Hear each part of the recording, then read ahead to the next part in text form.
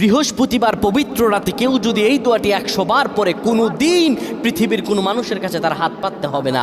পৃথিবীর সব কিছু তার পায়ের নিচে আল্লাহ হাজির করে দিবেন। দারিদ্রতা থেকে মুক্তি দান করবেন, বিপদ আপদ থেকে মুক্তি দান করবেন, তার সম্মানকে সুউচ্চতা দান করবেন, অসুস্থতা থেকে দূরে রাখবেন। আল্লাহর অশেষ দয়া ও রহম তাকে দান করে দিবেন। সুবহানাল্লাহ। বৃহস্পতিবার রাত এটি গুরুত্বপূর্ণ রাত। এই রাত সপ্তাহে একদিন আসে।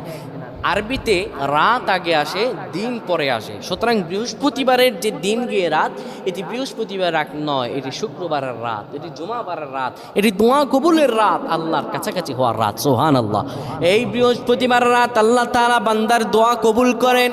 কেউ যদি বৃহস্পতিবার রাতে ঈশা নামাজের পরে পবিত্র হয়ে ইয়া হাইয়ু ইয়া হাইয়ু ইয়া হাইয়ু ইয়া রফিয়ু ইয়া রফিয়ু ইয়া রফিয়ু এই দোয়াগুলো পড়তে পারে 100 বার, আল্লাহ রাব্বুল আলামিন তার